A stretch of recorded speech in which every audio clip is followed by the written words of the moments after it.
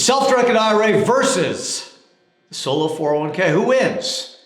Hey everyone, Adam Bergman here, tax attorney and founder of IRA Financial. In today's video, I'm here with Isaac Rodriguez, key employee and client of IRA Financial. We're going to chat about and discuss the differences between the self-directed IRA, solo K, why Isaac decided to go solo versus the self-directed IRA, what caused him to make that decision, kind of go through some various scenarios. So thanks for joining, Isaac. Thank you for having me. Okay, cool. So basically, let me just kind of summarize the differences and we'll get into some of the scenarios. So I think there's huge differences. Yeah, well, there actually is. So, okay, let's start with the 401k. So a business needs to adopt a 401k, and especially a solo 401k, two eligibility requirements.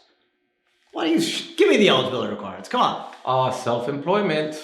Right. You need to be self-employed to qualify for a solo 401k. Right, and a business could be anything. It could be selling, Uber, could be real estate, driver, real estate, yes. anything. Selling stuff on eBay, accountant, lawyer, math tutor. We have a client that's Santa Claus for 2 months of the year. Believe it or not, the guy makes like $5K doing from like Thanksgiving to Christmas, and he's self-employed. So you doesn't have to be a $1 billion business, doesn't have to even be your full-time job, right? Yes. You work at IRA Financial and you do You real can estate. still work full-time and still have a self-employment. Right. And the solo can be set up by an LLC, sole proprietor, C Corp, S Corp, partnership, doesn't matter. You need a business and you can not have any full-time non-owner employees. Spouses do not count as non-owner employees, which is great. They could be an employee. Right. Husband and wife. Employee, and they can contribute also. Correct? Even though they're not owners, they still are not deemed an employee, so they can contribute to your plan because they're a spouse. So yes. 1,000 hours and 3 consecutive years of 500 hours. That's who full-time is. So if you have someone who works 800 hours during the year, maybe you have an ice cream store in New Hampshire, Maine, or Vermont, and you have kids work, high school kids in the summer, maybe they work 500-600 hours, you're good because they're not full-time. So independent contractors also obviously are not employees. So that's the solo K. The IRA, anyone can set up an IRA. Anyone. Even if you have no income, you can piggyback off a spouse if your spouse has income. Now in 2023, you could put in $6,500 or $7,500 if over 50. What's income? It's earned income. So passive income doesn't count. Like if you're retired, get Social Security, or just live off interest, dividends, royalties, rental income like you, just chill and just watch your money grow. You don't have earned income. You need to actually work. Compensation for services, selling a widget. That's what earned income is. But you don't have to have a business. An IRA, traditional Roth, is set up by an individual. You can do a SEP or a simple, which is a business type IRA. But if we're just comparing the self-directed IRA and a self-directed Roth IRA versus the solo K, it's really one's a business, one's not. Now you can roll funds from an IRA to a 401k, as you've done, Isaac, yes. Tax-free anytime you want. But if you have funds in a 401k, there are rules that may limit your ability to roll into an IRA. Do you want to just kind of tell us how you did it? Well, I went from an IRA and I rolled it over to a solo 401k because I qualified. Right, but before. What do you mean? When you were working in New York. Oh, I went from a 457, right? Working for a government agency. I had a 457. Not the CIA? No, not the CIA. Okay. I did 20 years, and after that, I rolled it over to an IRA. So you left, you retired. I retired. Right. I was able to roll over the 457 into a IRA with JB Morgan. And then I opened up what we call a self-directed IRA. And then when I found out that the self-directed IRA was not as good as the solo 401k when it comes to benefits, and I qualified because I was also self-employed, I had the company amend my plan to a solo 401k, and the advantages are excellent. I mean, you can do leveraging, you can borrow. With a self-directed IRA, you cannot borrow not even a penny. Not even a penny. Yeah, you can't borrow from a self-directed IRA at all. With a solo 401k, you can borrow up to 50% of what you have. Or 50,000, whatever's left. Or 50,000, whatever is left. Right. Correct. So let's jump into that. So you brought up an amazing point. So you started the self-directed IRA. You come to IRA Financial, whatever, 7-8 years ago. we give you a self-directed IRA because you're like, I'm a real estate guy, I want to buy real estate. I just rolled all this money over from my former employer. Like, I'm ready to go. And then someone on your team is like, hey, Isaac, you're a real estate guy. Like, why you're self-employed. Why are you a self-directed IRA client when you should be a solo 401k client? And I'm like, really? And then we put two heads together and I'm like, yeah, you're right. So why didn't you put me on a self-directed IRA? Well, we weren't thinking that you also did, real estate. We forgot that you were also self-employed. Right. So that's how I was able to go into the solo 401k. Right. So let's talk about similarities. So in both the IRA and the 401k, you basically can do alternative assets, right? With an IRA, you need a self-directed IRA. You can't do it at Schwab. And with a solo K, you basically need a self-directed plan. The 401k, the plan controls. The plan's like the Bible, okay? The plan determines what you can do. If you get a solo K at a traditional institution or a bank, they're not gonna let you do alternatives. Why? They don't make money, right? When you buy real estate, they make money when you buy their products, stocks, mutual funds, ETFs. In a self-directed IRA, it's the custodian, it's the financial institution that controls. There's not really a plan document. So if you go to a traditional institution, they're not gonna let you do alternatives. If you go to a self-directed IRA custodian like IRA Financial, we will let you do alternatives. Why? We don't sell product. Our whole business is simply unlocking retirement funds and facilitating alternative asset investment. So the only difference from an investment standpoint is 401k, you can buy life insurance, and an IRA you cannot. Otherwise, you can do the same stuff. Real estate, private placements, cryptos, gold, silver, private businesses, private everything. It's the same. Okay. Now let's talk about some of the advantages of the solo. IRA, 2023, you can put away $6,500 or $7,500 if you're over 50. Solo K, $66,000 or $73,500 if you're over 50. Almost 10 times as much. Okay. The solo K, you can also do a mega backdoor Roth 401k that will let you go 66 or 73.5 all in Roth. If you do a Roth IRA or a backdoor Roth IRA, 6,500 or 7,500. Solo K, as you said, you can borrow 50,000 or 50% of your account value. For any reason. Anything. The only thing to remember is sitting here, in the summer of 2023, interest rates are a lot higher than they were during COVID. So now you're looking at a prime rate. But you're paying yourself back. There you go. But the prime interest rate now is about 8.25, 8.25. During COVID, it was 3.25. But as you said, Isaac, the interest and principal you're paying goes back to your plan. Tax-free. It doesn't go to JP Morgan. It doesn't go to a credit card company. Bank. It goes to you. So it is a higher interest rate, but you're paying yourself back, meaning you're guaranteeing your solo plan at least an 8.25% rate of return. So and able to use your money for any reason. Right. You can use it to go on vacation, buy yourself a nice outfit, buy yourself a car, whatever, boat, whatever it matters.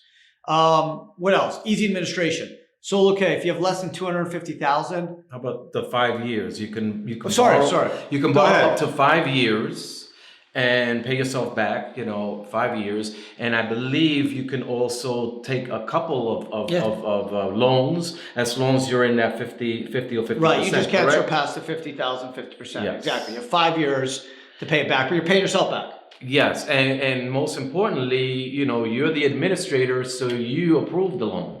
It's not like you have to go to a bank and have them approve it. You approve your own loan. Right. So that's a great point, because the self-directed solo plan, you're the trustee. You control everything, okay? Whereas the self-directed IRA, the custodian has more input. With a solo K, you're the trustee, you have total control, which we'll get into. So that's the loan, the easy administration, right? If you have less than 250K, no filing requirements, zip. Zero filing. Now, if you have 250 and over, then you have to file an easy form called the 5500 EZ. We do it for you. And you've done it, so how easy is it? It's very easy. Like how long? 6 minutes, 5 minutes? 5 minutes. Yeah. The only thing is that if you do file the 5500 EZ because you qualify to file it, you have to make sure that you file it every year thereafter, even if it's less than 200. Yeah, we'll get into some videos. We'll get into we'll do that down the road. It's just a little more technical. That's pretty it's nothing crazy. Yeah, it's super simple. What else are some benefits that we like? Well, the big one we've talked about. Leveraging. The leverage, right? You're the leverage leverage guy. Yes, the Give us the scoop. the leveraging is important. You know, if you need a down payment to purchase Real estate leverage. real estate, you know, let's say you have $50,000 in your solo 401k, but the property is 150,000, so you need 100,000. You need to take what we call a non-recourse loan. Why non-recourse? Non-recourse loan because you're not personally liable. Why? Because it's a solo 401k. No, but the tax code, right? You can't personally guarantee the loan. They can't personally guarantee the loan. Yes. Right. So if you default, they would just take the property. Right. You know, and you personally are not liable. Right. Let's talk about leverage. So talk to me about the leveraging, why you loved using the solo K for leverage. Because if you don't have the full amount of the property, you know, you could take leverage and that's a... And no tax, right? And no tax, and it's a great, you know, you can't do that with an IRA. Right. With the solo 401k, you can. So you could borrow, you know, you have $50,000 in your solo 401k and the property's worth $150,000, you borrow $100,000. The solo 401k does need to be in an LLC. And we'll set up that for you. Yeah, we'll set that up for you with no problem. It can't be under the trust. It can't be under the solo 401k itself. It's not a 401k rule. That's just a lender rule. Yeah, that's a lender. Yes, the lender's rules. I mean, you're gonna find a lot of lenders that do non-recourse loans, and they're gonna have their own rules. You know, like you have to put a certain amount of money down. They're all gonna differ. So you have to choose the right lender that will do a non-recourse loan, and not every lender does need non-recourse loans. But it's great. It's a great. It's a great way to turbocharge a return. But just real quick on the IRA side, you can also use a non-recourse loan to buy real estate. Problem is, there's this UBIT tax, which is an ugly four-letter word, which can potentially impose a 37% tax on a portion of your income that's attributable to the loan. So on a simple example, you borrow 50K, you have 50K in cash, 50-50 debt to equity ratio. 50% of the net profits from your investment after expenses like depreciation could be subject to the UBIT tax, which can go as high as 37%. So obviously in the solo K, you can erase and totally eliminate the UBIT tax for acquisition real estate with leverage, which is a monster advantage that you've taken advantage of. Yes, of course. And not everyone qualifies. That doesn't mean that if you open up a self-directed IRA because you don't qualify, it's not a good plan. It's an excellent plan. It's still a vehicle to invest in non-traditional such as real estate. So only because you're not self-employed doesn't mean like, oh, I'm not going to do it.